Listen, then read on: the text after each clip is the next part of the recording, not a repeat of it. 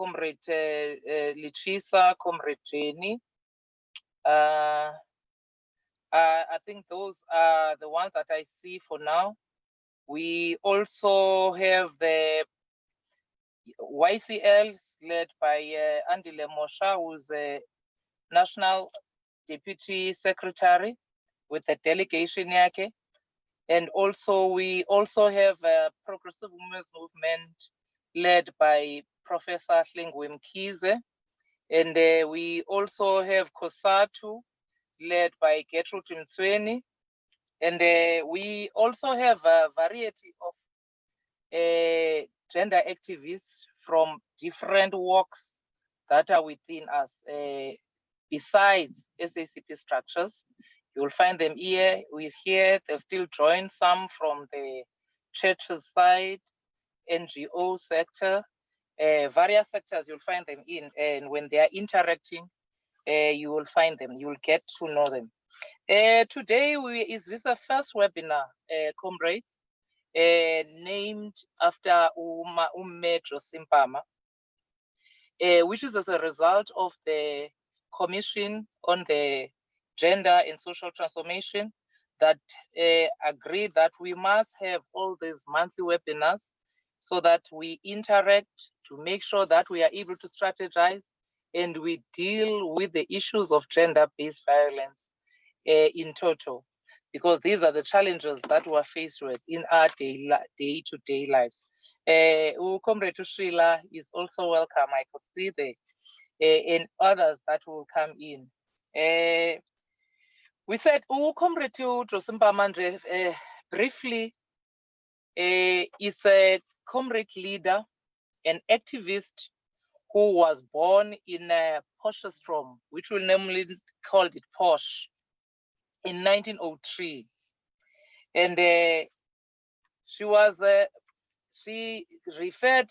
born out of those so-called, we can call them colored, because some people, they don't like to be called colored, but it's said in the history that they was born of the colored parents. But she adopted the same name Mpama, and we called him Josie. So hence you find it was Josephine, and it's called Josie. That's why you have Josie. She was staying in Sophia Town, and they moved back to Potchefstroom, which is Posh, in the early 1920s. And there she met her husband, Edwin Mafutanyane, who was also a political activist and the general secretary of the Communist Party of South Africa from 1936 to 1938. So you could sense that this is the woman who was also an activist back in the years of the 1920s. When you track the history, you'll find that issues of boycotts there, they were boycotting challenges where they were told that firstborns must be also pay lodge, they must lodge, pay a fee. If you have an 18-year-old, that 18-year-old must pay a fee of being there. So, but you could, when you try to find that even in the trade union history, in the is also, you'll find that even in the youth leaders was also met with Mpama Sulu, and you could find Mama Josie even in the anti-pass campaign.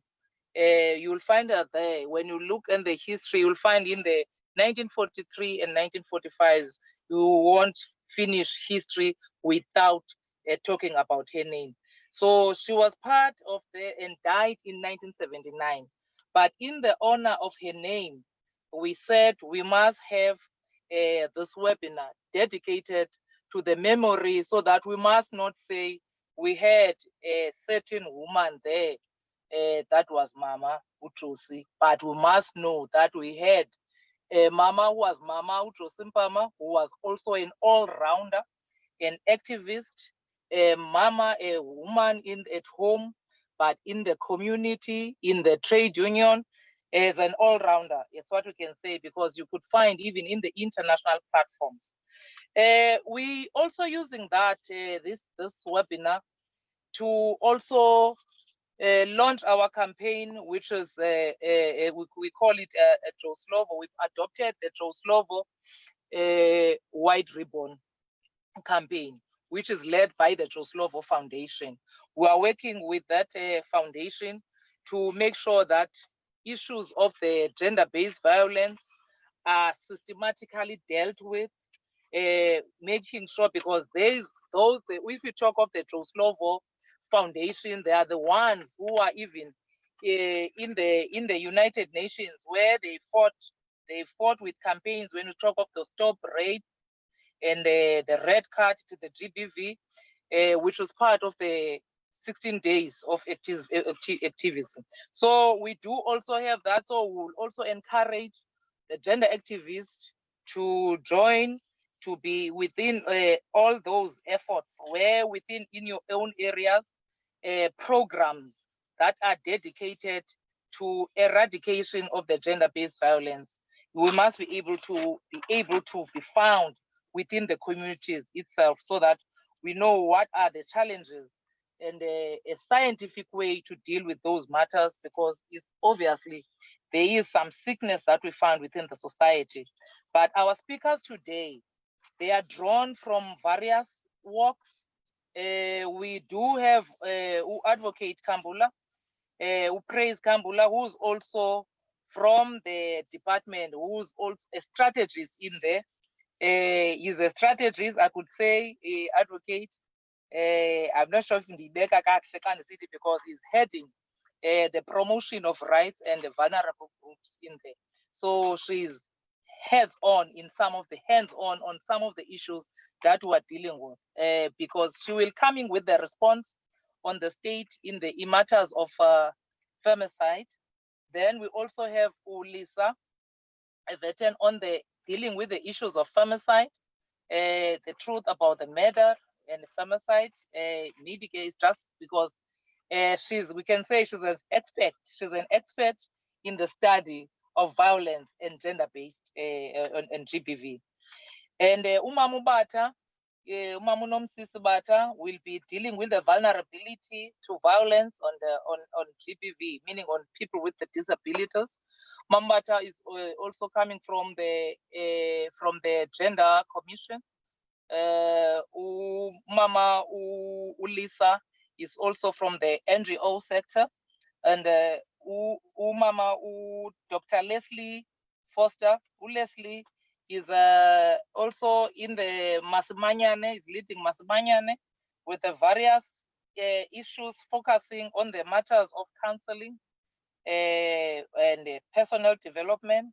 So she will look on the matters that dealing with the support services for the GBV victims. Today we are blessed to be with you and all the activists that are with us today that have joined in. We know that we do even have Comrade Reneva in Syria. I am not sure who Ambassador Mkulwana has joined, but she also indicated that she would like to join us in Kenya. So you must not know that this is also an international platform, Comrade Lishisa, that we are in now.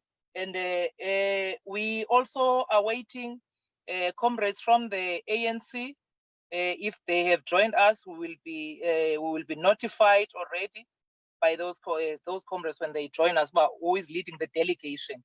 As I have read the delegation from COSATU, from YCL, from Progressive Women's Movement, and the central committees are resident, because this is your program. Gender conveners from all provinces, and the Gender Commission as a whole, and other commissioners from various commissions who are within the central committee itself. You are all welcome leaders. We hope you'll engage, be mindful of time, so that when we engage in yours, we'll just take Advocate Kambula first, then we come with Ulisa, then from Ulisa, from Mamnomsisi, Dr. Leslie. Then afterwards, we will interact as participants. Then we will take a way forward and hope that we will try and finalize and round up at the end, which is we aim to end around about 6. We hope that we'll still be to cook together, all of us. And but we cannot finish, we cannot finish all these issues today. But it's important that there has to be a mark that we must make. Issues of gender-based and femicide are day-to-day issues. 365 or 66 days, we must be seized with those matters, because until the society is free and we are all equal in the society, without violence, without, we are all happy. So we will not be dealing with those issues. We'll be dealing with advocate, praise. If you are free, you can show your face, but we know there are network challenges. Even myself, I not my face, the face, Mambata, you see that is still the face that I have. You are all welcome. Thank you very much. May we hand over to Advocate Praise. Are you ready?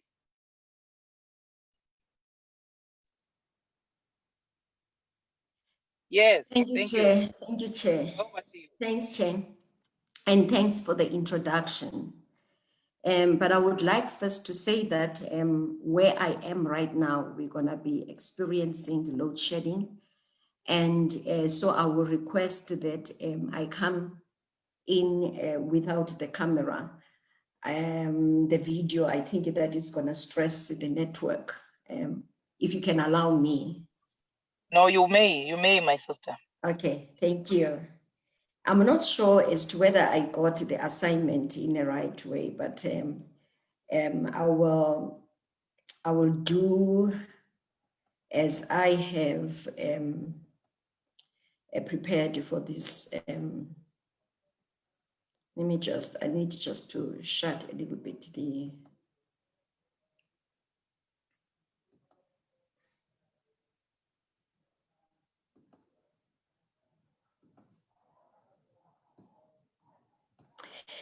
Okay, thank you for the invitation. As the Department of Justice and Constitutional Development, we are not taking this invitation for granted. The question that my presentation will be focusing on is a gender-based violence and femicide, as the chairperson has said, and the program director, that will it ever end? 64 years ago, the Lillian Ngoyi, Helen Joseph, Rahima Musa, Sophia Williams, and other heroines of the African soil took to the streets to present their petition in protest against past laws. Their message perfectly defined the warring spirit of a woman against patriarchy and its ramification. I suppose none of them had imagined that over 6 decades later, we will still be in the same war. Today, we remember, as a program director has said, Mama Josie, who fought for women's rights. As program director has paved the conversation.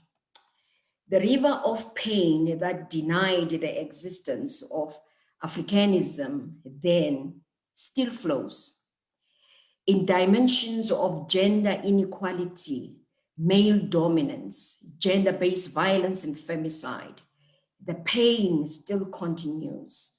It continues to manifest from unprecedented and inhuman breakers of brutality without regard to age, race, color, language, social origin, education, class, or religion. For as long as you are a girl or a woman, it catches you. Whether you are at home, in the neighborhood, at work, in the boardroom, in business, in church, on the streets, or anywhere, gender-based violence and femicide just has a way of finding you. So the question is, when will it end? Will gender inequality ever end? Will gender-based violence and femicide ever end? What will make it end? Tell me of a country where it doesn't live. I believe that these are the questions that have been in our thoughts for ages as activists. These are the questions that have brought us here together today. Like some of you in this audience, I have been a gender activist for over 2 decades, but it is set for me to stand before you today still pondering and navigate my thoughts for a perfect response. In our history of liberation as women in South Africa,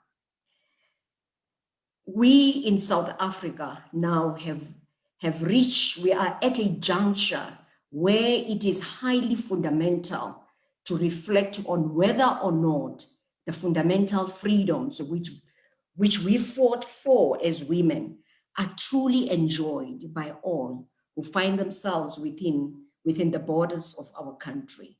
In South Africa, we take pride of our liberal constitution and its Bill of Rights that promote equality before the law and the right to equal protection and benefit of law. However, is our constitution respecting equality of all before the law when it expressly ingrains the rights of the arrested, detained, and accused, and is mum on the rights of the victims of crime? For as long as Section 35 of the Constitution remains uncontested, many abusers will continue to get bail because it is their constitutional right not to be detained. They will continue to get lawyers paid by taxpayers for raping and killing our women and girls because it is their constitutional right to be represented by a legal representative. It is their right to have a fair trial, but nothing similar is given to a victim of crime. This is a serious fissure in our constitution, a program director, that can only be corrected by an amendment to the constitution. Why do I say that? It is because no piece of legislation can match the supremacy of the constitution. We may come up with a number of pieces of legislation trying to correct what is called a gender equality. If our constitution does not provide for the rights, for a provision that is similar to Section 35 that speaks to the rights of the accused persons, then we will still be finding ourselves in a mire. South Africa has not been idle against gender-based violence and femicide. Many progressive innovations and programs have continued to shape our war against gender-based violence and femicide. We learned and adopted from other countries. We also emerged in Africa and elsewhere in the world as pioneers on certain great models of intervention. Many countries have applauded us, South Africa, for crafting globally competitive pieces of legislation against GBVF. Yet, the figures of GBVF are still rising unabated. So, where do we fail? Surely, we are great thinkers in South Africa. It is true, we never stop planning and crafting and then planning again. This should not be seen as a failure, as trying again is a character associated with winning. We are a country resilient against GBVF. The countless policies, strategies, plans, and now compass attest to our outstanding potential to think. However, like many countries, we still do not know how to bridge the gap between paper law and action. Our implementation is still a problem. Years ago, we learned that we cannot fight GBVF working in silos. So we introduced concept of multidisciplinary integrated engagements and now the multisectoral formations that have been announced by our president. Many laws in GBVF in South Africa expressly call for the establishment of integrated committees to lead and monitor the agenda of GBVF in the country. The Criminal Law, Sexual Offences and Related Matters Amendment Act of 2007, the Prevention and Combating of Trafficking in Persons Act, and now the proposed Victim Support Services Bill all promote the integrated approach in the fight against gender-based violence and femicide. I know of these structures because I chair 8 of them. Years ago, we introduced in our country one-stop multi-service model, which integrates all support services offered by different disciplines to reduce the incidence of secondary traumatization and also to speed up the release of value services to our survivors. Following the trend, the South African Police Service has established 1,071 victim-friendly rooms at certain police stations where the victims of gender-based violence are interviewed for statement taken. These rooms provide a friendly environment that assured confidentiality and respect and dignity for the victim. Program Director, SAPS further established 185 specialized family violence, child protection, and sexual offenses units, which we call the FCS units in the country, which are manned by specialist investigators to deal exclusively with cases of gender-based violence and femicide. And these units are also integrated with forensic social workers and multidisciplines so as to ensure that we have a collective thought that is able then to respond to what is in the mind of the victim.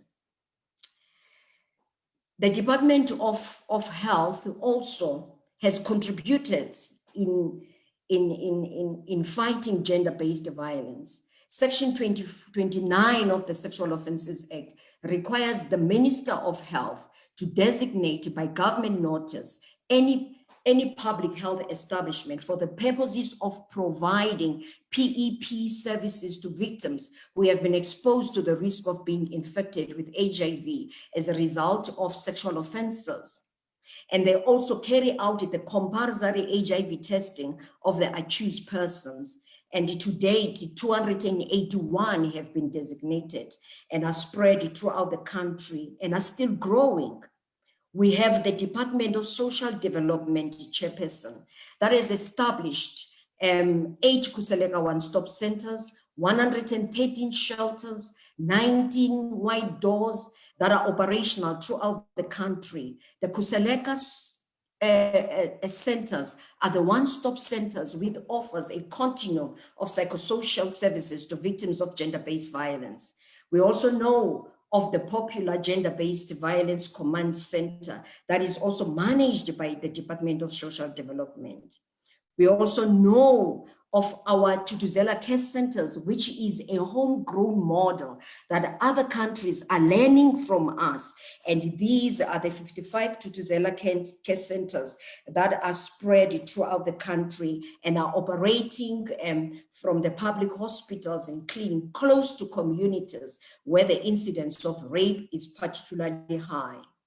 And we also, as you know, a program director, that the Department of Justice since 2013 started then to establish the sexual offences courts, which offer a sequential and coordinated flow of victim-centric support services to give survivors an experience defined by solace, care, compassion, and justice, and so as to encourage reporting and healing.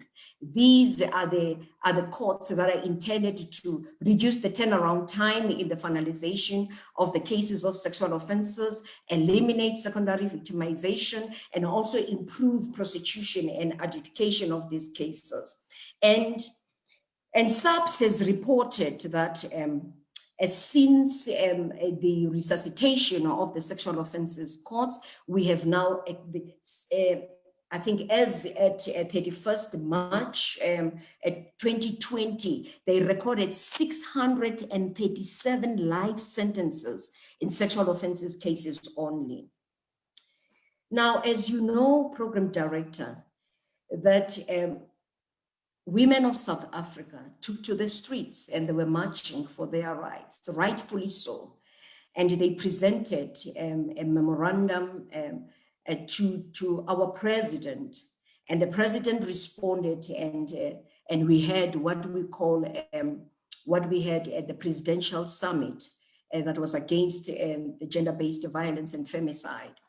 So on the 29th of March, 2019, the President of the Republic of South Africa took a historic intervention and signed into operation the very first presidential summit declaration against gender-based violence and femicide, together with civil society.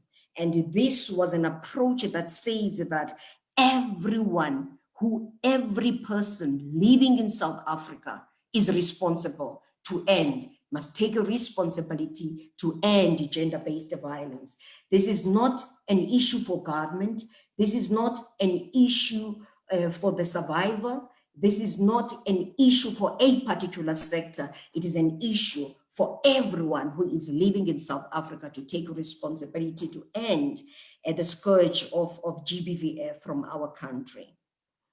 So we saw, because we have been crying in the sector and saying that there is no political will in pushing the issues of gender-based violence, but we saw the political will now coming from the highest office of the land. And we saw the president then establishing the GBVF Interim Steering Committee that was co-chaired, that is pursuant to the signing of the declaration, that was co-chaired by the presidency and the civil society. And it is this structure that put together the GBVF Emergency Response Action Plan that was intended to introduce robust interventions to abate the increasing levels of femicide in the country.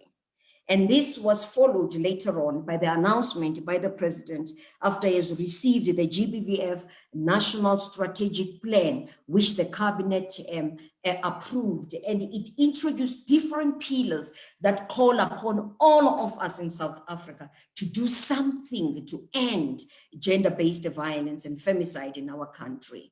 And we also know that the president also established the GBVF Interministerial Committee that is chaired by the Minister of Women in the presidency. And a lot of work that has been done pursuant to that by that department in leading the agenda of gender-based violence and femicide in our country. Now, we are faced with a pandemic of gender-based violence, a double pandemic of gender-based violence and the COVID-19. And a lot has been done.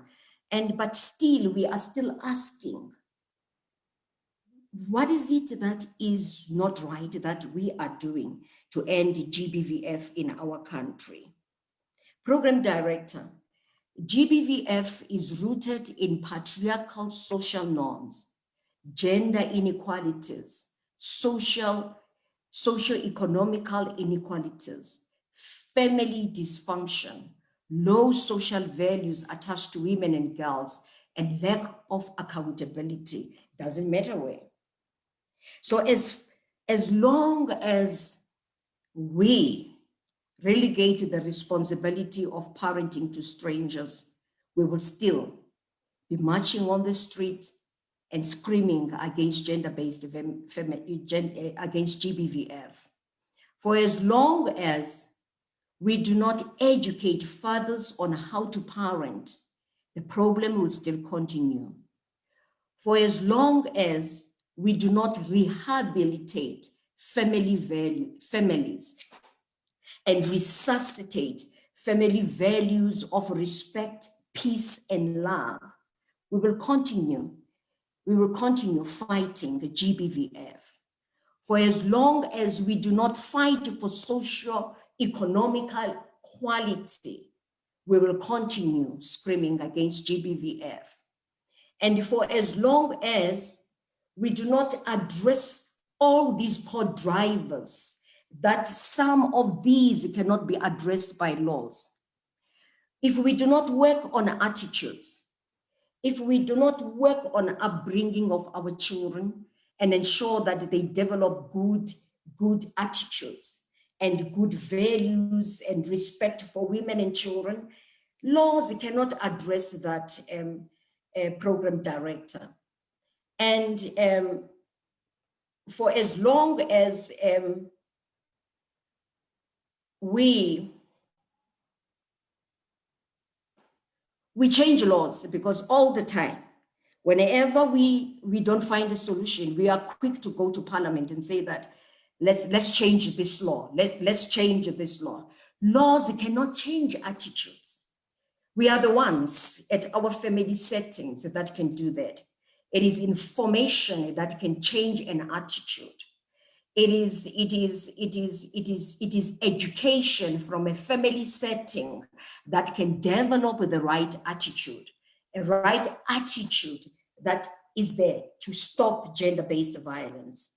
So for as long as we do not fight for social values, the resuscitation of good social values, and ensure that we create a country that we are proud of, and we unite together, knowing that this is not for the government, this is not for a particular sector, this is a responsibility of us all. So as I end, this is what I said when I was invited somewhere during the Women's Month, and they were asking me the same question. So I said, you know what? I have been a gender activist for many years. And now I think that we got to a point where we are saying that something is missing in our intervention. And what is missing is a parent. What is missing is education at the family setting. What is missing is us diverting our resources to a community level. What is missing is to ensure that we unite neighborhoods and make them involve and give them space to participate, and make them and listen to their voices and bring them in all interventions against gender-based violence. So I yearn for that day when the roots of patriarchy will wither to an absolute dust. I yearn for that day when the glorified female slavery will end. I also yearn for that day when gender-based violence will only exist not in our history books. I also yearn for that day when there will be no need for us to go to the street and fight for the rights that we are entitled to. I yearn for that day when we don't speak about our rights, but we experience them, we live them, we embrace them. We say that indeed, what women before us fought for, we are the recipients of the fruits of their labor. Thank you, Chairperson. Thank you. There is a clapping. There's something that you show on your side where you clap. You don't necessarily have to clap.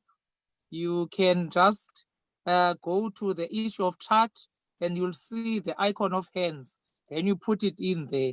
Thank you very much, Praise Real Gender Activists. What is common all about our panelists? They are all gender activists that were with today. Thank you very much, my sister. We won't waste much time. Let's hasten to go to Lisa and get the truth about murder and femicide in South Africa. Can we hand over to you, Lisa? You'll note, all of you comrades, just note, then you will continue with your interactions. And over to you. Thank you. I have, has my screen share come up? Yes, it is. Okay, great. So what I want to do in this presentation is to try and answer the question of what will it take to end GBV, and really focus on how can we use data? How can we use information, and how can we use research? I'm not suggesting that they're the only response or the response, but they are part of the kind of menu of options that we need to be drawing on in order to understand the problem.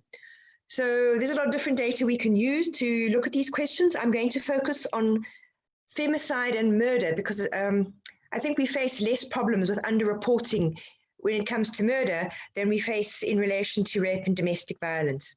So the data I'm going to use here will be drawn from the South African Police Service records, Medical Research Council, as well as the WHO, the World Health Organization, with some of it having been reanalyzed by myself in order to be able to suggest some ways where we can look at how we use data to understand the conditions and contexts in which violence emerges.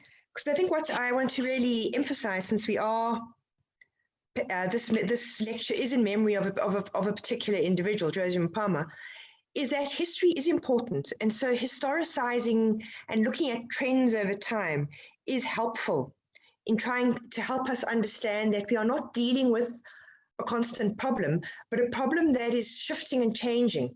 And it's how it's shifting and changing that I think is useful for us to try and understand. So this first graph I'm showing you is from the SAPS, and these are their murder statistics. So what you can see from here is a downward trend. So I've started looking at 2009-10 is a downward trend. And in 2011-12, South Africa reached its lowest point in terms of murder statistics in the country. However, you can see that in 11-12, around about 2012, something clearly started to shift in South Africa, is that once again, the statistics started going up. And I think this is a question for us, is it, it's one thing for statistics to go up one year and then down the next year and then up the one year.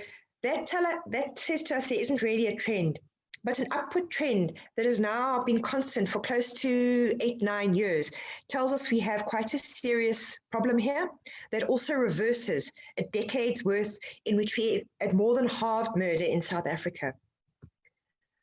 So here's the data that I want to then share with you. Is this, it does that. Okay. So what has changed? South Africa's high point of murder was in 1993, when there were 78 per 100,000 murders.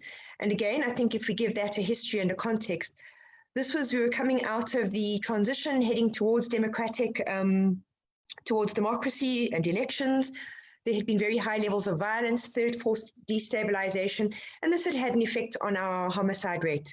78 per 100,000, and that's both men and women, adults and children, which is very high. And then you can see where I'm talking to you about that, more than halving it is by 2012, it's a drop to 30 per 100,000. So clearly the transition, and I think the movement towards more normal politics, certainly, and a movement away from overt conflicts and third force destabilization, clearly helped contribute to that. But there was obviously something much more significant going on in order to present in order to create that more than half decrease in homicide.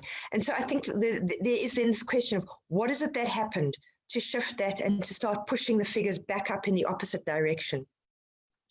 So those figures for 1993 and 2012 are the overall homicide rates. So I want to now break it down a bit and look at what happens when we gender those statistics and we start breaking them up into men and women. What is it that we start to see? And I think we can see, again, in parallel with the overall homicide rate, on the left-hand side, we've got, or at the bottom here, in 1999, we had 24.7 per 100,000 of women were being murdered. And by 2009, a decade later, again, we can see this very similar pattern of halving from 24.7 tomorrow to 12.9. So we can see there was this downward trajectory in South Africa. Why I raise it is because it says to us, there is a decade in South Africa that we should be looking at to understand what is it that we were doing then that helped us to reduce the number of women's murders. What is it that was going right then? And what is it that has potentially shifted?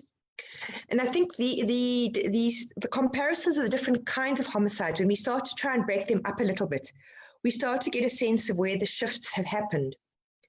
So you can see that the biggest decrease between 1999 and 2009 was in the murders committed by those who were not women's partners. So strangers, acquaintances, and others. That was where the decrease was greatest. You can see that that has halved. However, the number of women being killed by their intimate partners, while that did decrease, it certainly didn't halve. So that drop was much slower than the decrease in the non-intimate femicides. The other area we need to look at, which I think is a worry, which showed absolutely, in terms of those numbers, doesn't indicate anything significant having happened in that decade, is what we call sexual homicides. So these are the rape murders. They pretty much will stay the same over a 10-year period. So clearly there's something there we need to be understanding as to what is pushing those, and why is it that they remain constant? What is it that we were not doing to make a difference to those?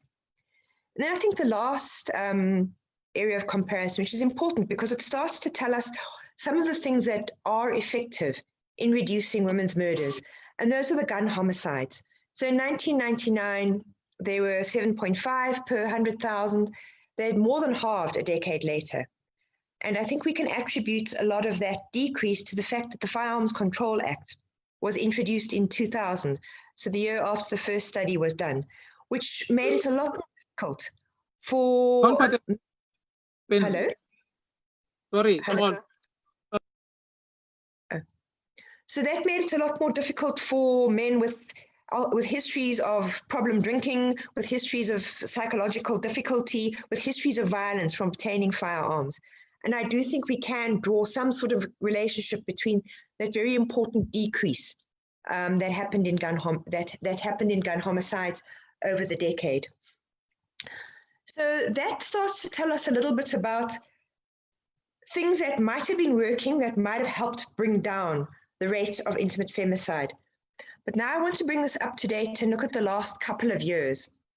So what I've done here is look at the police's statistics for the more or less the last 5-year period, and try to break them down between children, women, and men as a total to see if we can try to track where those increases I showed you, where are they happening? Unfortunately, I don't have, the police doesn't seem to be providing gender disaggregated data before those 5 years or for children. So that's why it's only the last 5 years. So what we can see here, you'll see in the very right-hand column, you can see those increases, those steady increases every single year. But what we can see if we start to break them up and disaggregate them and try to look at them in much more granular detail, we can see that with children, there's a decrease of 1%, but I wouldn't say that's terribly significant. So what that's telling us is that the murders of children are more or less staying at the same rate. We're not seeing much of a shift there. It's an entrenched, persistent pattern. If we look at the pattern for women, decrease of about 2.3%, I wouldn't say terribly significant. So what that's also telling us is that, like children, there are some shifts going up, going down, but we're not really seeing any movement in either direction. I think where we are seeing the movement upward is in relation to men. So it's telling us that there is a very definite gender dynamic. Firstly, we can just see that in the proportion of men who are murdered every year, but also in terms of where the increases are happening.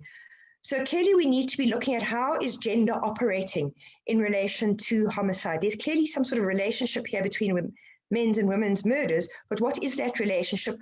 Does the one impact upon the other, and how does it impact? So those are, I think, some of the questions that we need to be understanding is what is this relationship? Then I think it's also important to look at comparative data.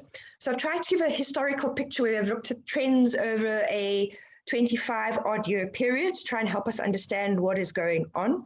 Are we seeing increases? Are we seeing decreases? Are we seeing stagnation?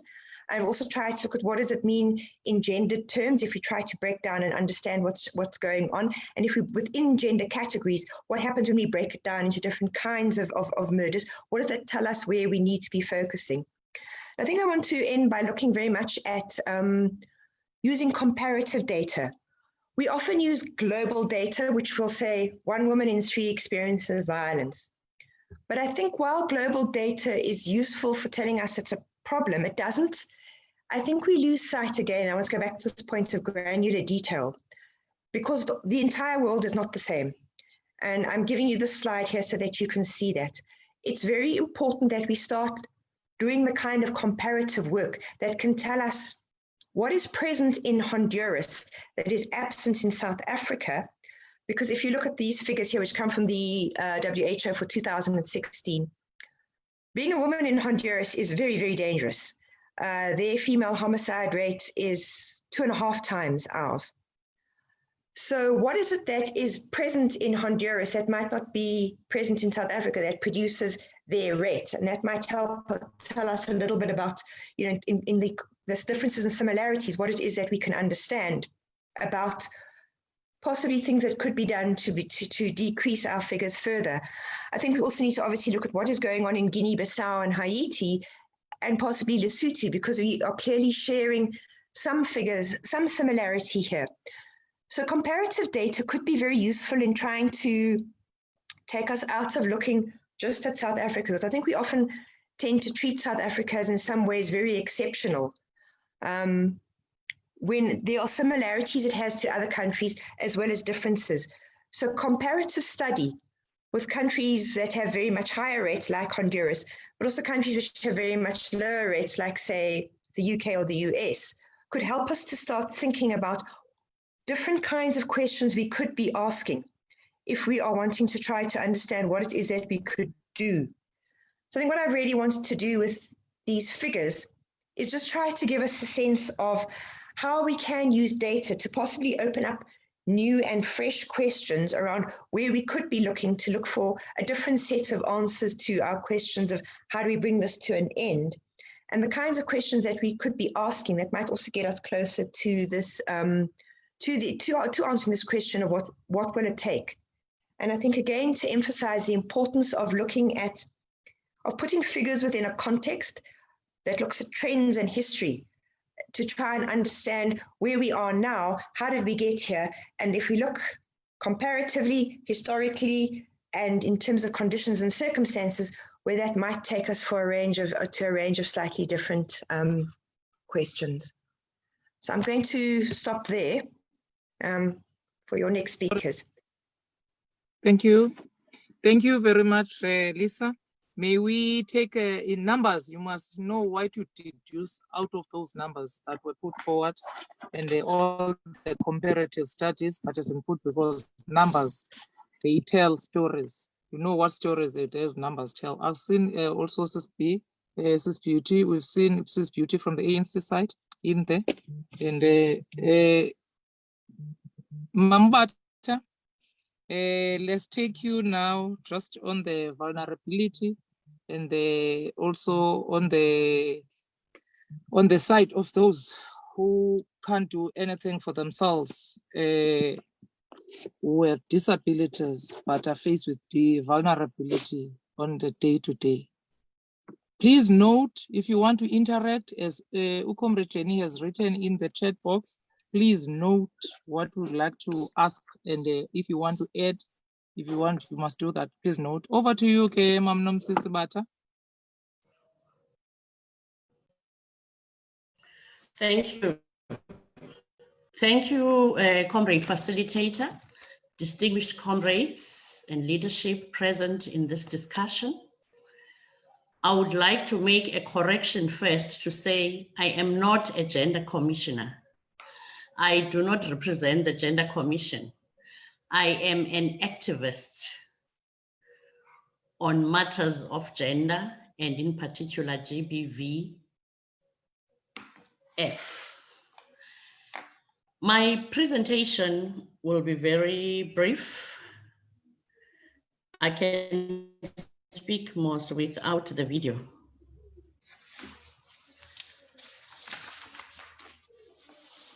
The Convention on the Rights of Persons with Disabilities is an international human rights treaty of the United Nations intended to protect the rights of persons with disabilities Parties to the convention are required to promote, protect, and ensure full enjoyment of human rights by persons with disabilities, and ensure that persons with disabilities enjoy full equality under the law. The convention serves as a major catalyst in the global disability rights movement, enabling a shift from viewing persons with disabilities as objects of charity, medical treatment, and social protection, and going towards viewing them as full and equal members of society. Our Constitution, as it has been mentioned also by advocates, and our Bill of Rights in particular as well, as a myriad of policy, legislation, strategic and programmatic interventions emanating from this, changed the lives of women for the better in South Africa. That's what they were intended to. But it is not yet uhuru for women with disabilities and the girl child, as they face gender-based violence, abuse, rape, femicide, harmful traditional and cultural practices, social values and stereotypes that also serve to perpetuate patriarchy, sexism, unemployment, inequality, coupled with poverty. So women from the disability sector are not enjoying those rights. The fact that a chairperson, a facilitator, Comrade Fishani, you would see that women and children, especially the girl child, they are killed for muti murders. They bear the brunt of multiple and varied forms of discrimination in all walks of life. They are not safe. They are not secure. They fear every day in their lives. There's a thorn in their flesh to say, if I come out of my home and go to school, will I come back? If I go to my employment place or to do my business in town, will I come back safe? Women with disabilities face violence, injury, abuse, neglect, exploitation. And some of them, these atrocities that they face emanate from their home, from the school, from the workplace, and in various other platforms, as society tends to relegate them to the periphery. Getting access to health sometimes is a constraint for women with disabilities. They are asked strange questions about, but why did you sleep with a man when you are disabled? You've got a disability. You like to have sex, things like that. They face those discriminatory utterances. Research has shown that women or children who suffer from mental and behavioral disorders are even 4 times discriminated than others. Difficulty in making contact with shelters sometimes or other interventions, services, access to transportation, fear of losing income, financial support, emotional support, and fear of losing their beloved children. They always under threat.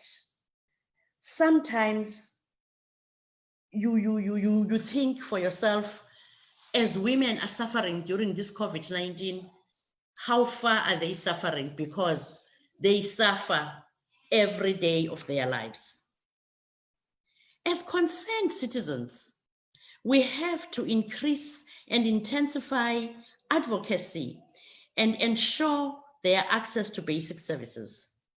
Continued advocacy to adherence of organizations and institutions to the disability policy of 2016. and upholding the rights of persons with disabilities in society.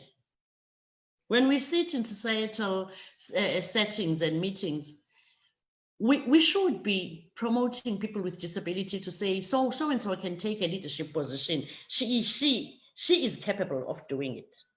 Increase of access as provided in the ILO convention articles, and ensuring all service sites in the country are disability friendly, not just physically, but also customer friendly. They get very bad treatment from certain institutions or certain organizations. Inclusive and accessible methods of support for specialist organizations within the sector. I was thinking as I was writing this, were they accommodated in the relief funds? Did these organizations get some relief? Maybe they did. I haven't checked it. Maximization of visibility and profiling of organs of state that work as vanguards locally, provincially, and nationally through multimedia awareness, campaigns, and commentary on current affairs, including broadcasts, social media, and community radio stations, because they are very powerful. Expansion of strategic allies and partners with CBOs, NGOs, labor unions, moral regeneration movement, NYDA, and organizations within the disability sector. It is very important that these partnerships can make things better for them. Leveraging of government resources with the aim for maximizing the impact to disability structures as they were re-established again in 2017. We know that the resource envelope is very limited, especially with the advent of this COVID-19. But I mean, let us make sure that people with disabilities are accommodated. I know they always say nothing about us without us. Let us involve them. Let us include them. Let us not do things for them. Let us engage with them. I thank you. Hey, thank you, Mambata. Also, we hasten to go to Dr. Leslie Ann on the counseling and social services that will also be put forward, and then we'll interact afterwards. Thank you very much. Yeah. Good afternoon, everybody. It's really an honor to be present here with you today on this very important discussion. I'd like to begin by saying that Masimanyane Women's Rights International recognizes gender-based violence or violence against women as a serious political issue. The fact that so many numbers of women have succumbed to femicide in the last years, as Lisa has mentioned, has been equated by some of us in the country as a genocide against women and girls. And that, of course, makes it a very political issue. Domestic violence and intimate partner violence is widespread, but it often just falls under the radar of visibility until a woman is killed. We hardly ever speak of the continuum of violence that follows women from birth to death in our country. So when addressing the psychosocial support, this continuum of gender-based violence is really taken into account. Our approach in South Africa is to focus on victims, and this we find very problematic. I want to speak to this because I think it's very important that we have conceptual clarity around these issues. The fact that we focus on victims means that much of the support we give to people, to women, is when the violence has occurred already. And we are not focusing and haven't focused enough on the prevention strategies. For me, this is an important part of our psychosocial services. Masimanyani's political view is that seeing women as victims is really problematic. We should be talking about and recognizing the agency of women. We buy into the concept of women's low status in society by rendering them victims rather than recognizing them as survivors. We need to recognize the agency of women, and this speaks to what and several other speakers have mentioned, is this low status that women have within our society. We need to recognize that agency as very powerful and part of building up the status women have. So psychosocial support, as we understand it, goes beyond providing individual survivors with counseling, paralegal support, referral, psychological support, and shelter. This is absolutely critical for those who are survivors of violence. But we have to look at this in a much broader context. And this is why I think it's very important. I also want to explain that Masimanyani uses the term violence against women because we believe that gender-based violence actually is a neutral term and does not recognize the particular disparities that there are between women and men, and that women suffer violence as a result of their gender. And this again is related to our social norms and standards. So we think of victimhood as the depoliticizing of violence against women. And one of the things that Masimanyani does is to work on the repoliticizing of violence against women, and for us to recognize as a state and a society that violence against women is a very, very serious political issue. When a woman seeks support to free herself from the violence, that is a very powerful act, and very often the societal issues that women face, the shame and the blame that they carry, prevents them from going to seek those kinds of services. So I think a couple of the speakers have alluded to this, that one, we can't legislate for change.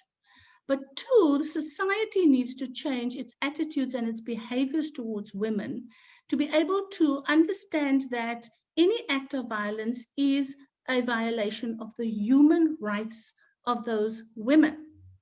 And we need to be addressing those issues as part of the psychosocial responses to violence against women. At the moment, because we're focusing on the victim and the victim empowerment programs, all of our attention is on how do we provide counseling or paralegal service or so forth. And we're not looking at the entire picture of how we actually support women in our society. The very first, and I want to refer to the report of the Special Rapporteur on Violence Against Women, where she spoke about the state's responses. What we're seeing in our country to a very large extent has been a shift from gender equality to gender neutrality. And even to gender neutrality, I don't know if somebody was asking something there. And this is a political issue which we need to address very strongly when we talk about psychosocial support. Secondly, the persistent public-private dichotomy in response to violence against women is still there, and this is why so much of the incidents of violence, of rape, and of femicide are not addressed adequately enough. That flows into the issue of accountability and impunity, the failure of the state to act with due diligence to eliminate violence against women. We've heard that as a thread throughout all of the discussions here. And then the lack of transformative remedies which address the root causes of violence against women, including individual, institutional, and structural aspects. Those are some of the main issues that we need to be looking at. So I think it's one thing, and as Masimanyani, we see it as very important. We're a grassroots organization. It's important that the state assists the survivors to actually be able to access all of those the services that they require. There are positives in this, in that we have now got the Tutuzela centers, which is a very powerful program for survivors of rape throughout the country. We have the Victim Empowerment Program. And as much as I'm critical of that, saying that we should not only be focusing at the point where women and girls are victims, but looking at how we actually prevent it, it is there as a support to victims and to survivors of violence in our country. I want to refer to something that I think is really powerful for us in the country at the moment, and that is the new National Strategic Plan.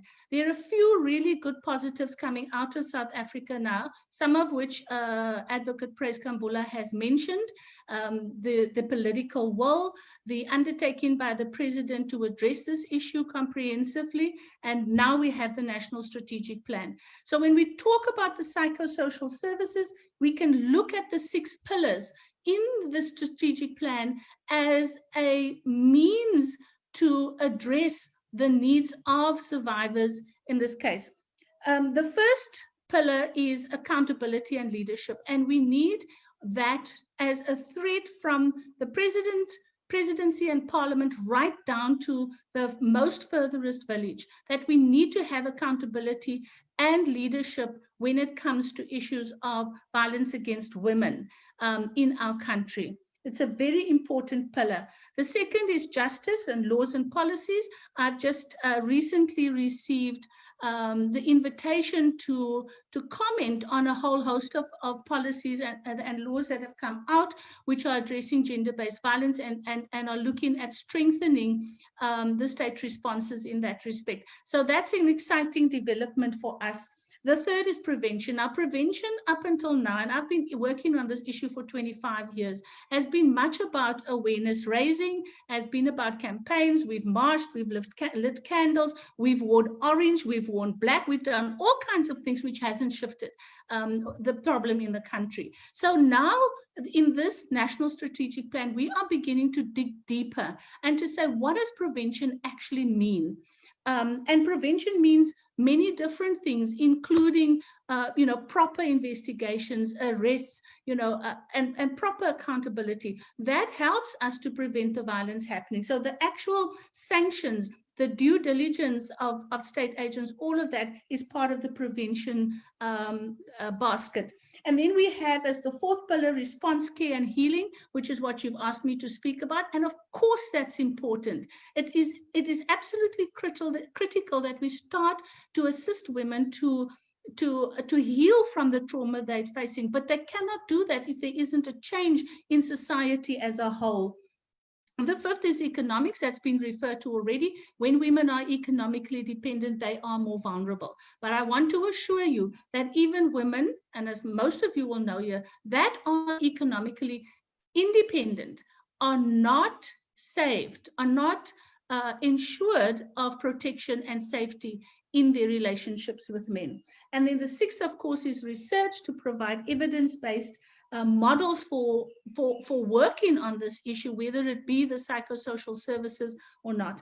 So I really wanted to take this conversation to a point where we begin to see how important it is that we continue the quest to repoliticize violence against women, to move away from a gender neutral perspective, and to then say, how do we actually advance gender equality in our society? And there is a resistance to actually doing that because of the political economy of having women relegated as having a lower status in our society.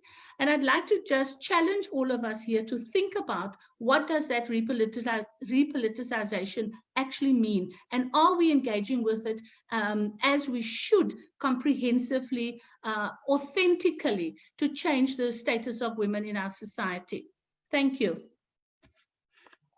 Hey, thank you very much, Doc. Now what we'll do now, because you could see that our speakers linked in terms of their presentations, they linked, and you find that issues of patriarchy is center.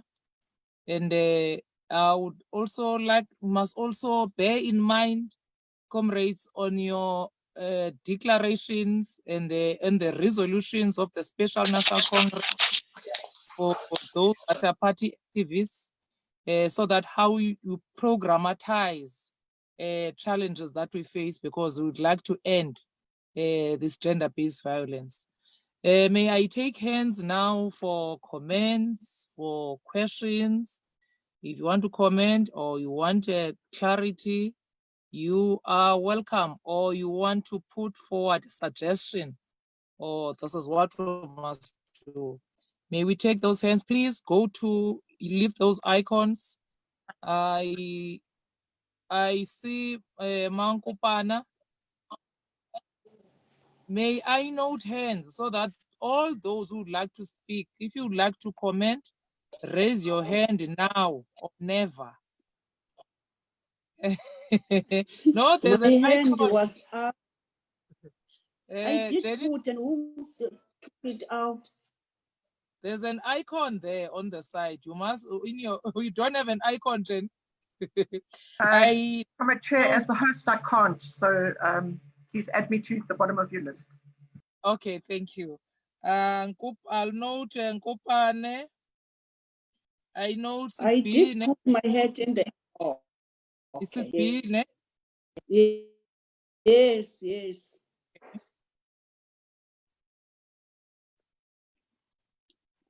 You'll assist me, Comrade Jenny. I see Boy Child is up. Hand. Comrade Chisa, I've noted you. Comrade Vokwana. And Comrade Beauty. Yes, I've noted Comrade Beauty. For the time being, those are the Comrade Pumelelo. Pumelelo. Comrade Siki. Siki. And then I note you, Jenny, last. Thank you. Comrade Nkopane. Oh, Comrade Numbuyo as well. Thank you, our chairperson. May I not use the video because of the network challenges, please? Chair, let me firstly appreciate all the presentations given to us today. And really, when I listen to them, they give me the answer to the question, what will it take to end GBV? You know, as the presenters have mentioned, all of them, that we have tried 1, 2, 3, 4, 5, 6, but when we're saying, let us change the pieces of legislation, you know, we're not specific. We're just saying, let's give them a maximum sentence of a life sentence if found guilty. Let us ensure that the rights of the accused, the perpetrators, must be limited. But we were not this direct, as the presenters have made it clear today, that Section 35 of the Constitution of the country remains unchallenged. And I appreciate these presentations. They are just an eye-opener to me. And we have held our the Women's Parliament. We participated in the Women's Parliament in our legislature, as well as the National Women's Parliament. But this presentation of the presentations that we have got today, from gender equality to gender neutrality, those observations, you know, let me thank the presenters, Chair, and say this is a way forward to a better South Africa for all the women and children to live in. Thank you very much. Thank you, Mankopana. Sispi?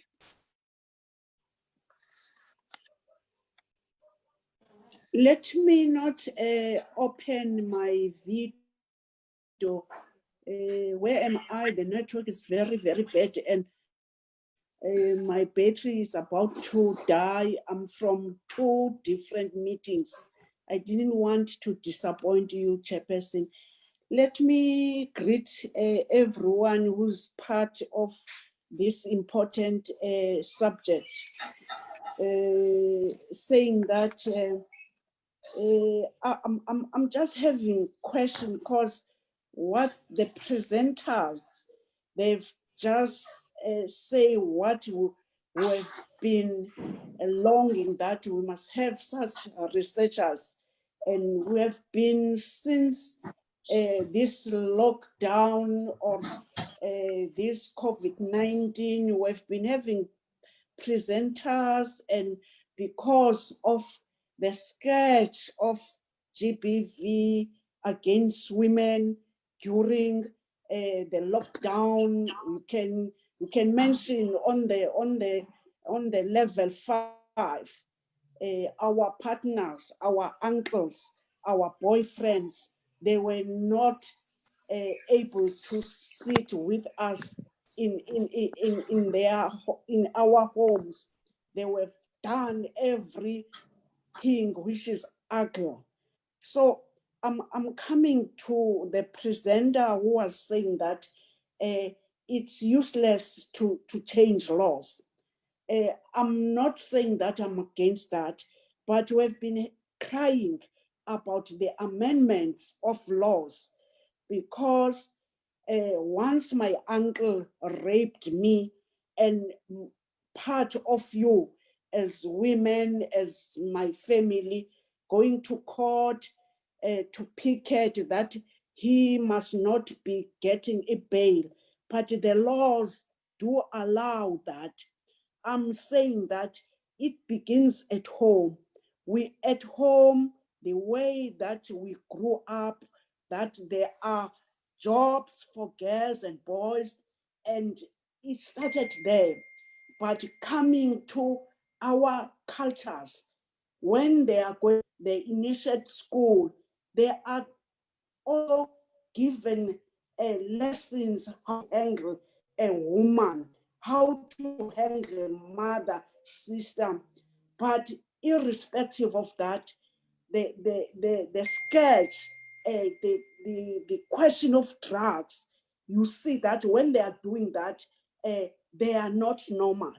And then now, President, it was last week, pronounced about 3 bills in assisting us to fight this GBV against ourselves. And then in order that we must close gaps where we have said to the president of the country, saying that we want that these departments, they must do this, your criminal laws, your whatever laws I can mention, I don't want to take your time. But now when we're saying that there's no need of amending these laws, what does that mean? Thank you. I've got my hand. Thank you. Thank you. Thank you very much. Dateli Chisa, it's your turn.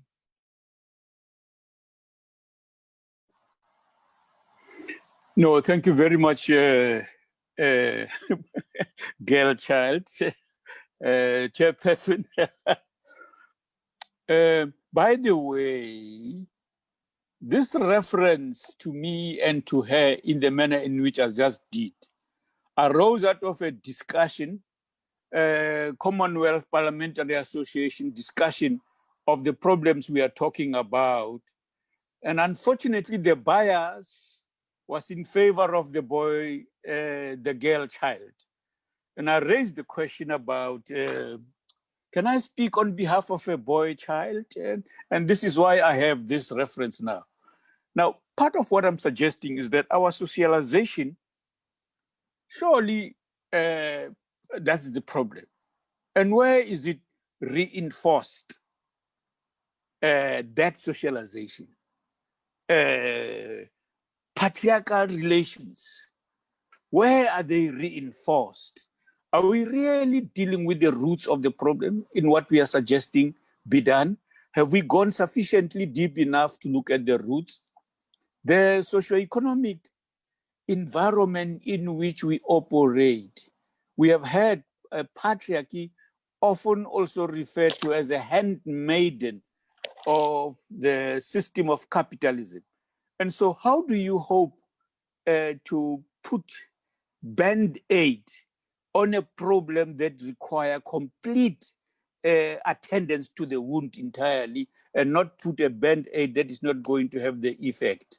I'm asking, do we think in our analysis, the examination is very important to look at the numbers, for example, to look at the assessment of what services are available. But the general bias in what I've been listening to, in the men's forum, we were told, and the Department of Social Development suggested, we've only realized that we've not been talking about services for men, for example. Where do they go to when they are in trouble? What services do they have in your neighborhood? So in a sense, I'm asking the question of the sufficiency of our analysis so that the actions we take to change conditions are adequate. And if they are not, why shouldn't we go there? We would want to suggest that in a different socioeconomic system, in an environment that prioritizes people, we would dramatically reduce the necessity of violence if it will exist at all. So that's the one point I'm asking, because in the workplace, both private and public, these problems of exploitation, maybe not so much in the public sector these days, but in the private sector, the level of violence is amazing, of all sorts. It takes many different forms that is happening there. But we are not going there, because what happens there comes back to the homes we say are often also the residue for violence, including by intimate partners. When they can't deal with their bosses over there, they come and take it out in the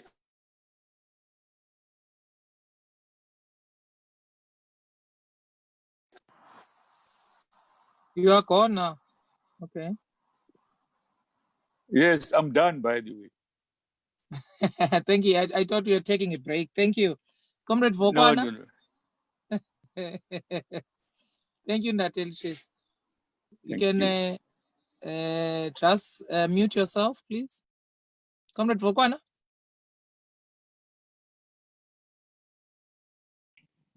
Thank you very much, Chairperson.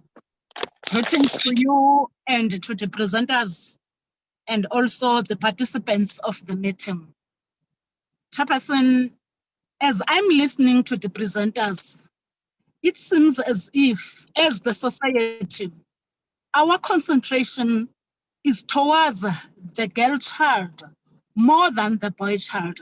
I think now we have to change the way we are doing things and have special sessions for the boy child so that there can be a balance even in the way of living.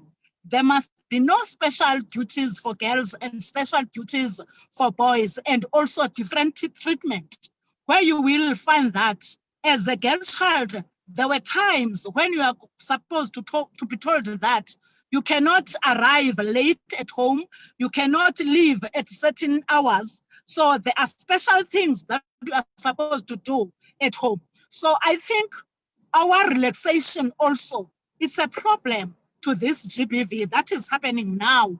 Boys are a little bit loose. So, and also, I understand that the Constitution also, it's a block on the things that can be changed. It's a stumbling block. There are things that were taken for granted that are no longer perpetrating more privileges than the victims, and they are catered for. Whereas if you are a victim, Comrade Vokwana, I'm sure you are low. No one, madam. I'm sure you Hello? are low. You are breaking. You are breaking. I think it's the network, madam. No, you can write on the chat box. Okay, you can write on the chat box, but we got the gist that we must also, we must focus on the boy. Madam, thank you very much. Yeah, I'm sure Comrade Lisa is very happy. Thank you. We've got another boy chat. Thank you, Baku. Thank you. Comrade Pumelelo. because we would like also to interact, then we give time to our presenters to also Thank you so much, Comrade Fihlani. Greetings to all comrades that have connected. And also let me add my voice in appreciating all the presentations that have been made. Chair, just yesterday in Mthatha, a 20-year-old woman was shot and killed inside a police station, was reporting, a case of, violence, which definitely indicates the need for such centers to be equipped, to be secured, especially for those women who report cases of that nature. Because in my view, if that police station could have allowed and showed that, enable that woman to be, to be secured inside the police station itself, I don't think that man could have managed to do what he did to that woman. So I think it's important that government must make sure that once we have your child-friendly, police stations, women, but let's make sure that there's necessary security for them to feel free even inside such centers. Two, Chair, I think it's critical that out of the international experiences that you have been exposed to, in terms of the number of GBVF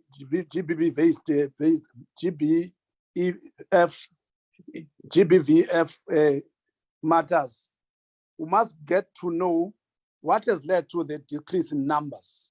For instance, in the presentation, Haiti is the only one that is having lower numbers at 10%. But that is not enough in my view. We must, as activists, talk about zero-based kind of this violence and compel all countries to have meaningful programs in eradicating this scourge that we are facing in our societies. Part of that, in my view, Chair, is that currently, I know in South Africa, we've been having a mandatory sentence of 25 years for a person that has been, found guilty, convicted in terms of rape and killing. I think one area that we can talk about is to increase the number of years for such cases than to allow, because even if we're talking about the fact that the current Section 35 seems to be weak, but if you can increase the number of years in terms of convictions, I think in my view, it can serve as one element of deterring people to continue doing that. The last issue that I want to raise, Chair, is that currently we read from New Zealand that it took a decision, Parliament took a decision of saying a victim of violence is allowed 10 days to leave, the place where this person has been, staying, and also is subject to some kind of a compensation. My view that why not the perpetrator? Why do you further punish the victim? So in my view, in our country, we must make sure that instead of promoting, the rights of perpetrators, we must increase more the rights of victims so that we can be seen to be doing something. The last issue, Chair, is that I think Comrade Josie, stole thunder from our West, in that if we're not going to concentrate on the socialization of young ones, in particular boys, we'll be missing their point. The continued, focus on that, kind of the level, the type of children that we have, in my view, can have, positive spin-offs going forward, because sometimes they are going to say, well, no longer viewed as important in the society. Therefore, they resort to this kind of violence. Thank you, Chair. Thank you. Comrade Siki. Thank you, Chair. Chair, in echoing the words of the former speakers and also appreciation of the presentations, I think I have just a few issues that I wanted to talk on. That one appreciates the fact that at least at this stage, through the interventions that are made, we are at a stage of having been able to identify the source of the problem. Because whilst, for instance, we can take the perpetrators and put them to jail, if the issues that are leading to the act being done are not dealt with, to me, that is still a problem. Hence, I appreciate the issue of the research. because I believe what the research is going to do is going to go to the core of why then are we having this problem and what are the intimate and intricate causes of it? What are the actual issues that led to it to rise as from 2012 up to the time that we are in on an incremental basis, whatever the years are. So I do think that research to me is critical, and it has to form the basis of our interventions, because you can't cure what you do not know. You might be acting on curing what is on the surface and sort of therefore patching over the cracks. So I think the research helps.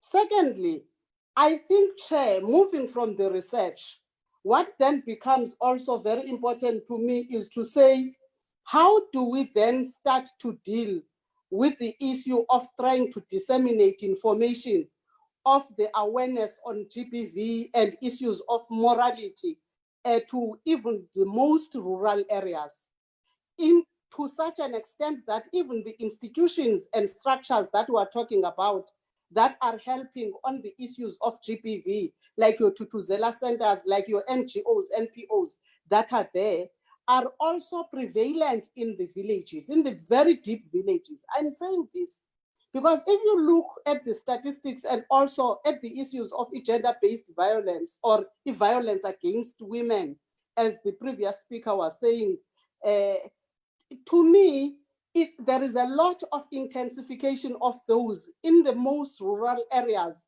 where even most of them are not reported, are not in the statistics that are having reported, because culturally, there are still stereotypes even on reporting some of the violence issues against women. So I think we need that. Thirdly, Chair, I think then on the preventative side that the speaker was talking on, that we should not concentrate on it, which she said very correctly so, that we are more on a neutrality approach rather than on an equality promotion approach. I think on that issue, to me, when we deal with the preventative issues, for us to deal with this, it's based on what I said about understanding what the causes are, but also importantly is to deal harshly with the perpetrators of gender-based violence, so that whoever has not started it must not dare to start it. Because I do believe that even if it can be longer sentences, they are not deterrent to people doing this thing, because I think they are not receiving whatever pain they are emitting to the women when they get into the jails. So I do think that we need to look at that. And at a particular stage, we need to think as to what is it that can inflict that pain to them. So I think, to me, those are some of the issues, and on lending partnerships with the NGOs that are there already dealing with the issues of the empowerment and awareness and nurturing of the boy child, so that government and those societal structures start to form partnerships and deal with those issues. Thank you, Chair. Thank you. Comrade Jenny, I have noted other comrades, Comrade Jenny. There is also, after Comrade Nomvuzo, there's Comrade Spongile, Comrade Tunyiswa, Comrade Srila. I've seen Comrade Kolos who sent me here. So if you can please just focus on a minute, so that we share the time, so that our facilitators or our panelists. Thank you, Comrade Chair. I'll try to be very, very focused and very quick on it. I thought that the comment about the constitutional focus on perpetrators as opposed to victim survivors is an interesting part that we may well want to take up as the party. I understand it, given where we had come from with the apartheid legal system and the abuse of people of this country in apartheid jails and prisons. But it is an issue that needs to be taken through. I did want to re-emphasize the point that has been made that prison sentences are not the deterrent. The deterrent is a criminal justice system that there is certainty. If you commit a crime, you will be arrested and you will be sentenced for it. And I think in that sense, we need to ensure that the consistency of the criminal justice system is very strongly reinforced. I would be interested in looking at the violence trends that Lisa shared with us and how they map against other trends, for example, against poverty, unemployment types of trends, because I think that there's a correlation between the level of stress of community and society and the extent to which people resort to violence in expressing that. And I think that's a dimension that needs to be looked at, and it reinforces the point that in fact we need socio-economic transformation, a new system, a new alternative society, if we really want to be able to eradicate GBV completely. A lot of what has been said has reinforced the importance of our Know Your Neighborhood and ACT campaign and our identification of ourselves as communists as being community activists, particularly in relation to the emphasis on the family and the fact that when violence takes place within a family, you get intergenerational patterns repeating it unless there are interventions to change that. And that is where the neighborhood and the community comes in a very important way. So for me, that raises questions of how we ensure that the integrated services that were spoken about, as I was listening to the figures and I was looking at the number of municipalities that we've got in South Africa, we've still got a big disjuncture.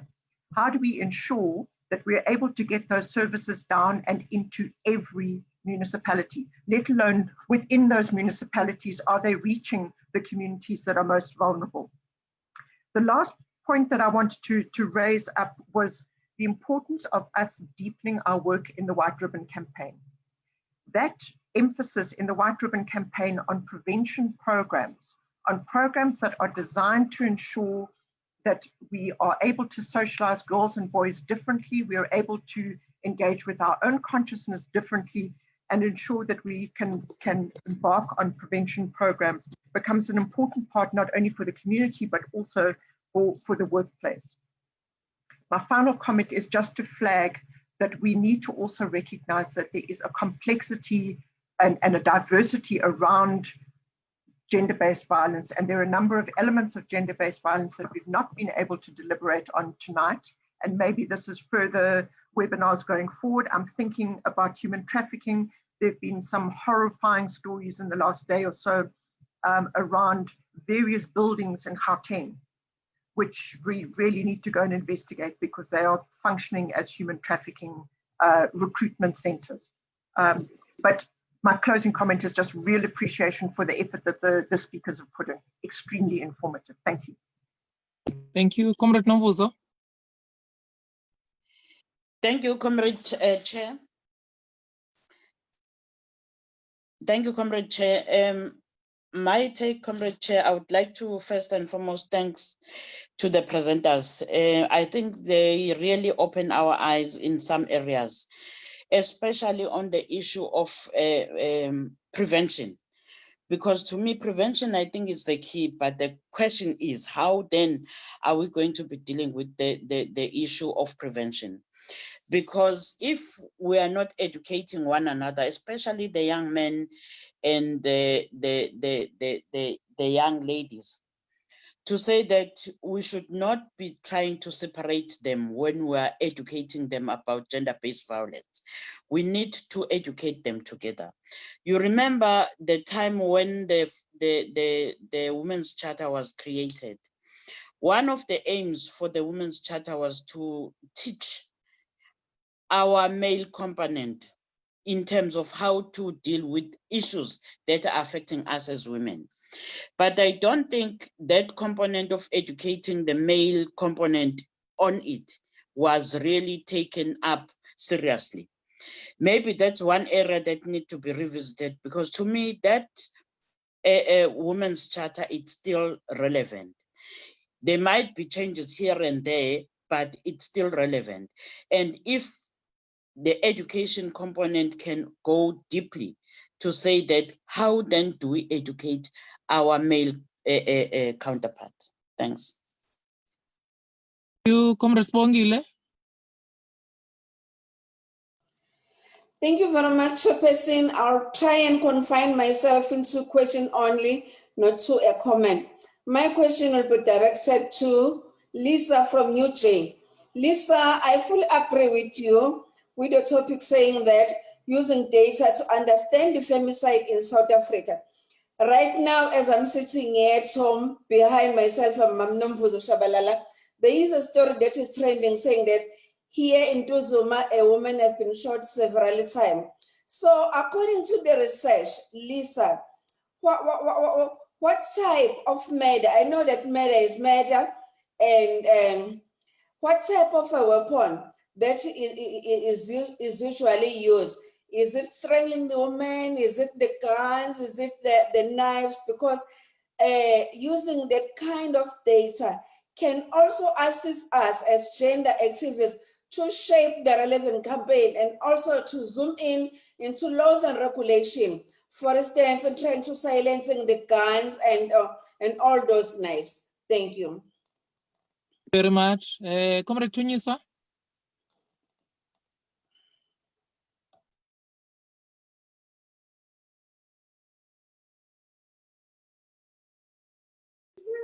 Thank you very much, Chairperson, and our appreciation and for folding the fort.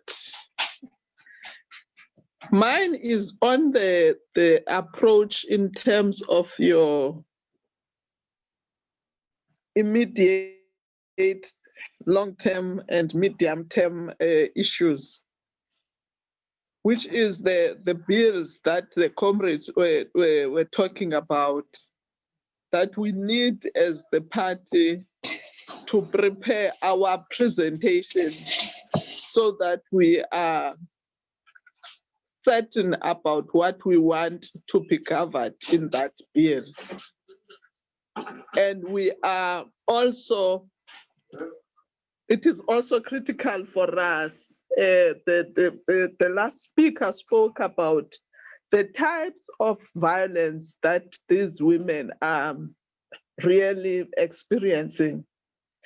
It brings me to the partnership that was proposed by the Vietnamese women in terms of the defense training as part of the programs that we can also undertake because they have those programs in their communities.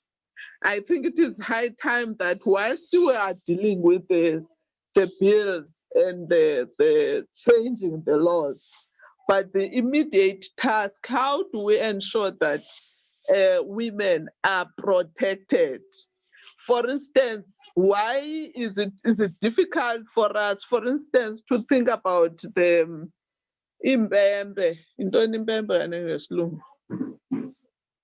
the whistles, just to ensure that all women have those whistles, but also think about whistle blowing, what kind of, and also what one comrade said about thinking about the role of this private sector, Vodacom, where women can, or any service provider, where women can quickly just press what you call the security button in order to alert those that are around them, and also those that are responsible for criminal justice system.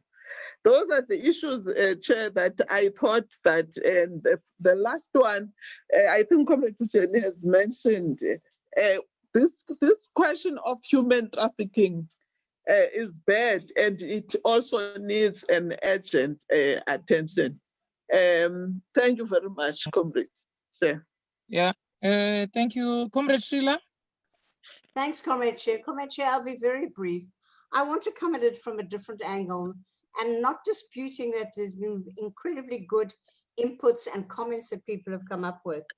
But I think that underlying a whole lot of this is the way we see the way women and men see their lives, see themselves on an emotional level, and on more of an emotional level. For example, I don't think that women should see being strong, being forceful, being angry as not being feminine enough. And I'm including women and young girls.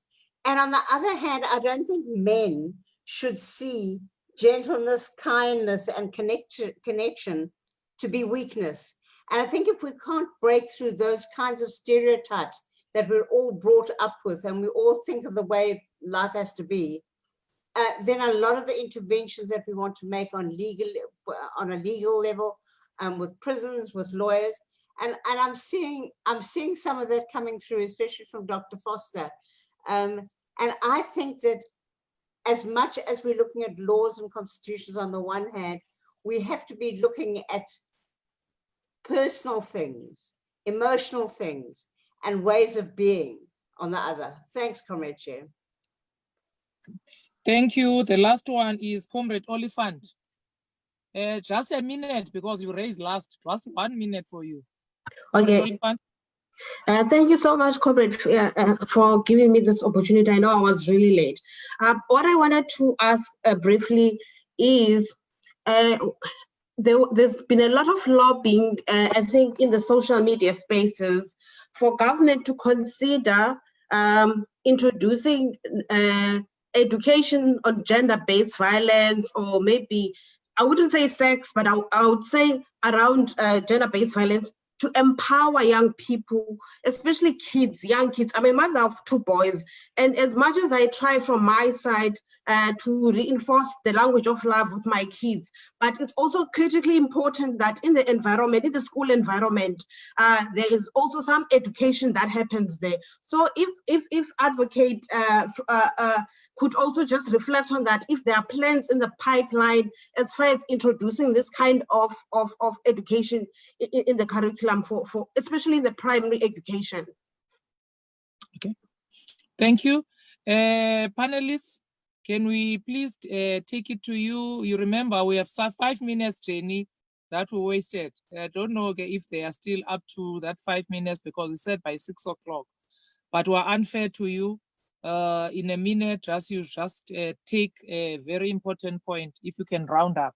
Over to you, Advocate. You are first in the order that you were coming to.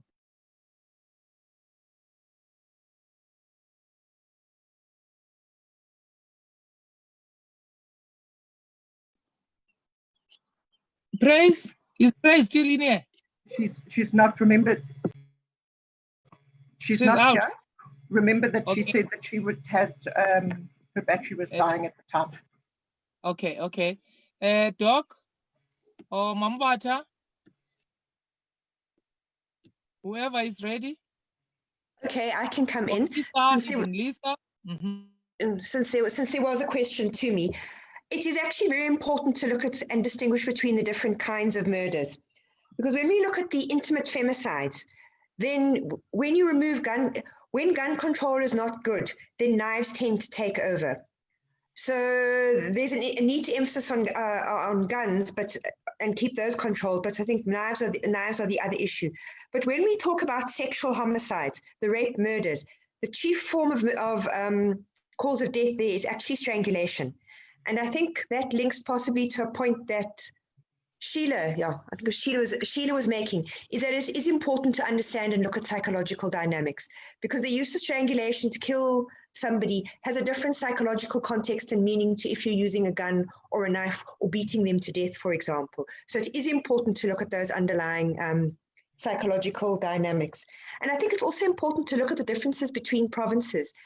Eastern Cape and Western Cape, for example, have some of the highest murder rates in the country. We need to understand what's happening there. So I would agree with what you're saying, Jenny, that I think what we would probably need to be doing is mapping these kinds of murder data with a whole range of different kinds of subsets of data in order to try and get a sense of what's going on in different parts of the country. Because we can also learn from different provinces as to what might be driving or reducing something like murder. Doctor or Mambata, whoever is ready. Doc? I'm ready, facilitator, comrade. Okay. I want to say, if you look at these perpetrators, predominantly, most of them are parolees, people who have been given parole. Then we really need to also assist in changing the law. You as lawmakers must assist us. I am happy that, you know, this sexual offences register is going to be made public, because even employers should check that before they employ people. Uyinene was killed by a man who is in the sexual offences register in Cape Town in a post office. Lastly, I want to say to the meeting, violence has been so normalized in South Africa, and it has reached crisis proportions, and we should say state of emergency to stop the violence. Thank you. Doc? Thank you. Yes, I think what I'd like to say is that we have an obligation to look beyond changing the conditions of women's lives, which is where we focus, but to actually change the positions of women in our society by raising their status. To me, violence against women is an expression of inequality, an expression of the women's low status in society. So if we move beyond looking only at the conditions to looking at the positions of women, we will gain greater success in dealing with violence against women. Thank you. Thank you very much. Hands for you all. First, both the panelists and the participants, but conversations must continue. You could see that the session is not enough, but we have to start and continue and make sure that we do have work that we do. This is not in abstract, it's linked with the work that we started as a party. In the areas that you are in, make sure that you interlink the programs that are in today, just to heighten the campaign, because the atrocities against women and children have gone far.